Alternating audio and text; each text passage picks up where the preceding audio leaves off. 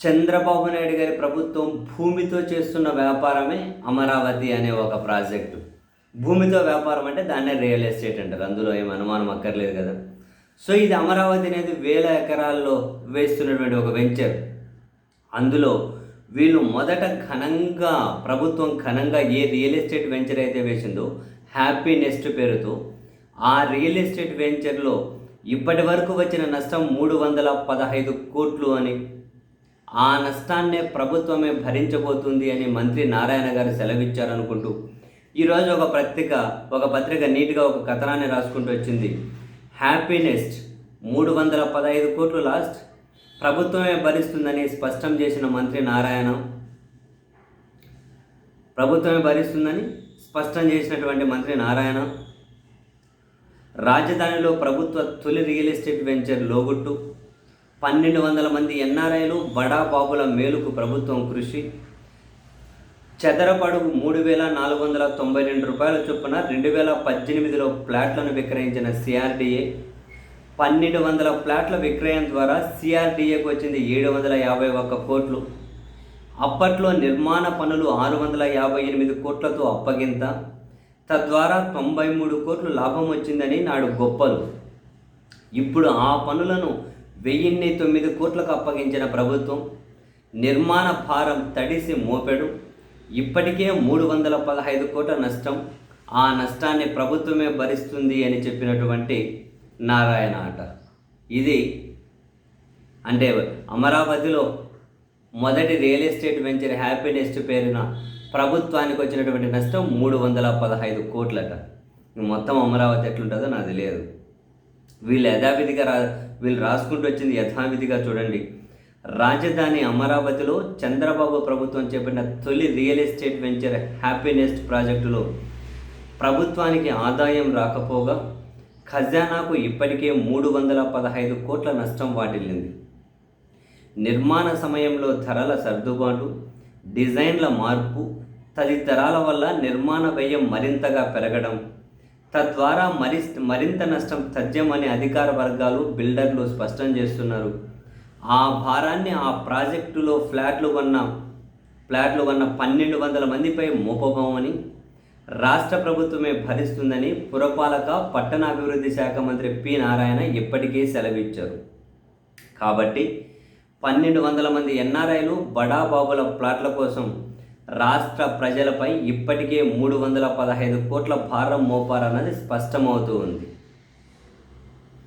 రాజధాని ప్రాంతంలో నేలపాడు వద్ద హ్యాపీనెస్ట్ పేరుతో 14.46 ఎకరాల్లో G+18 అంతస్తులతో నిర్మించే 12 టవర్లలో 1200 ఫ్లాట్లను చదరపు అడుగు 3,492 చొప్పున 2018లో రాజధాని ప్రాంత అభివృద్ధి సంస్థ అంటే సిఆర్డీఏ విక్రయించిందట. ఆ మేరకు ఎన్ఆర్ఐలు బడాబాబులు అడ్వాన్సులు ఇచ్చి ఫ్లాట్లను బుక్ చేసుకున్నారట. హ్యాపీనెస్లో మొత్తం 21,52,349 చదరపడుగుల నిర్మిత ప్రాంతాన్ని విక్రయించడం ద్వారా సిఆర్డీఏ 751 కోట్లు సమీకరించిందట. ఆ రియల్ వెంచర్ నిర్మాణ పనులను అప్పట్లో 658 కోట్లకు కాంట్రాక్టు సంస్థ షాపూర్జీ పల్లోంజీకి 2018 డిసెంబర్ 31న సిఆర్డీఏ అప్పగించిందట. తద్వారా ఒక్క ప్రాజెక్టు ద్వారానే 93 కోట్ల లాభం వచ్చిందని గొప్పగా చెప్పుకున్నారట. సీన్ కట్ చేస్తే ఇప్పుడు ఆ ప్రాజెక్టు వ్యయం 1000 కోట్లు దాటిందట. వీళ్ళకి వచ్చింది 700 కోట్ల చిల్లరే. సో దట్ 315 కోట్లు ఇప్పటికే ప్రభుత్వానికి నష్టం. ఇంకెంత నష్టం వస్తుందో చెప్పలేమంటున్నారు. చంద్రబాబు కూటమి ప్రభుత్వం మళ్ళీ అధికారంలోకి వచ్చాక హ్యాపీనెస్ట్ ప్రాజెక్టు కాంట్రాక్టు ఒప్పందాన్ని రద్దు చేశారట. ఆ ప్రాజెక్టు నిర్మాణంలో జాప్యం వల్ల వ్యయం పెరిగిందని, ఆ భారాన్ని ఫ్లాట్లు కొనుగోలు చేసిన వారిపై మోపబోమని, దాన్ని ప్రభుత్వమే భరిస్తుందని మంత్రి నారాయణ ఇప్పటికీ తేల్చి చెప్పారు. తద్వారా ఆ నష్టాన్ని ప్రజల పన్ను రూపంలో చెల్లించే డబ్బుల ద్వారా పూడ్చుకోనున్నారని స్పష్టమవుతుంది. నిజానికి 18-19 నాటికి ఇప్పటికీ నిర్మాణ సామాగ్రి, సిమెంటు, స్టీల్ వంటి వాటి ధరల్లో పెద్దగా వ్యత్యాసం లేదు.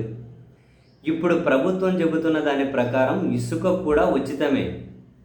ఈ నేపథ్యంలో ఆ రియల్ ఎస్టేట్ వెంచర్ ప్రాజెక్టు అంచనా వ్యయం పెరగడానికి అవకాశమే లేదు. కానీ గత ఏడాది సెప్టెంబర్ 18న 770 కోట్ల అంచనా వ్యయంతో హ్యాపీనెస్ట్కు సిఆర్డిఏ మళ్ళీ టెండర్ నోటిఫికేషన్ జారీ చేసింది.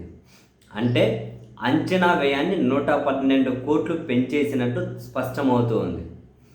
ఆ తర్వాత ఆ టెండర్ను కూడా రద్దు చేశారట. మళ్ళీ గత ఏడాది డిసెంబర్ 22న 818 కోట్ల అంచనా వ్యయంతో సిఆర్డిఏ టెండర్ నోటిఫికేషన్ జారీ చేసింది. అంటే 3 నెలల్లోనే అంచనా వ్యయాన్ని మరో 47 కోట్ల మేర పెంచేసింది. ఈ పనులను 4.68% అధిక ధరకు అంటే 856 కోట్లకు ఎన్సిసి సంస్థకు అప్పగించారు. పైగా జిఎస్టీ, సీనరేజీ వంటి పన్నుల రూపంలో 153 కోట్లను అదనంగా చెల్లిస్తామని పేర్కొన్నారు. మళ్ళీ ఎక్స్ట్రా ఇవన్నీ. ఈ లెక్కన 1009 కోట్లకు అప్పగించారు ఈ ప్రాజెక్ట్. ఇక రాజధాని ప్రాంతంలో కేంద్ర ప్రభుత్వ రంగ సంస్థలకు ఎకరం 4 కోట్ల చొప్పున 2016-19 మధ్య చంద్రబాబు ప్రభుత్వం కేటాయించింది. ఈ లెక్కన అప్పటి లెక్కలు వేసుకున్నా కూడా హ్యాపీనెస్ రియల్ వెంచర్కు 14.4 ఎకరాల భూమి విలువ 57 కోట్లు. దీన్ని కూడా కలుపుకుంటే హ్యాపీనెస్ ప్రాజెక్టు వ్యయం 1067 కోట్లకు చేరుతుంది. ఆ ప్రాజెక్టులో ప్లాట్లను విక్రయించడం ద్వారా ప్రభుత్వానికి వచ్చిన ఆదాయం 751 కోట్లు. అంటే హ్యాపీనెస్ ద్వారా ఇప్పటికే 315 కోట్ల నష్టం వచ్చినట్లు స్పష్టంగా అర్థమవుతుంది. నిర్మాణ సమయంలో పడే అదనపు భారం వల్ల ఆ నష్టం మరింత పెరిగే అవకాశం చాలా క్లియర్. ఆ భారం ప్రజలపైనే పడుతుంది అని చెప్పి కళ్ళ ముందే కనిపిస్తున్నటువంటి క్లారిటీ. సర్కార్ నిర్ణయంపై సర్వత్రా విమర్శలు వ్యక్తమవుతూ ఉన్నాయి. ఈ లెక్కన అమరావతి తన నిర్మాణానికి అవసరమైన నిధులను తానే సమీకరించుకుంటుందని, అంటే సెల్ఫ్ ఫైనాన్స్ సస్టైనబుల్ క్యాపిటల్ అంటారు కదా.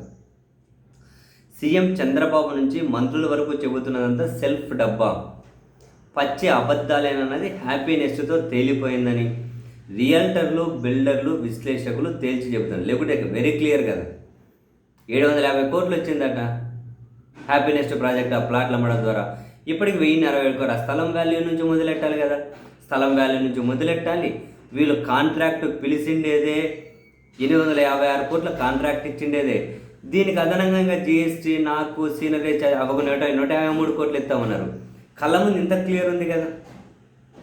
ఎంత దారుణమైన నష్టం. మరి మిగతా అమరావతి అంతా ఎట్లుంటుంది? అంతా ఇట్లే నష్టమైతే ఏం చేయాలి? ఎవరు అడుగుతారండి? ఎవరికి పట్టింపులు ఇవంతా?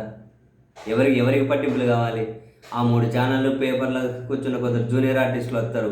వాళ్ళు ఎక్కువ తెలంగాణ వాళ్ళు. పైపెచ్చి వాడికి ఏమి బాధ్యతలు కనిపించవు ఎప్పుడు కనుక సమాజం మీద. నోటికి ఏదైతే అది మాట్లాడుతుంటారు. దాంట్లో మరికొందరు జూనియర్ ఆర్టిస్టులు కూర్చుంటారు. ఏది బుద్ధి పడితే అది మాట్లాడతారు. అదే జనాల్లోకి పంపిస్తారు. నాశనం చేస్తున్నారు కదా అయ్యా రాష్ట్రాలను.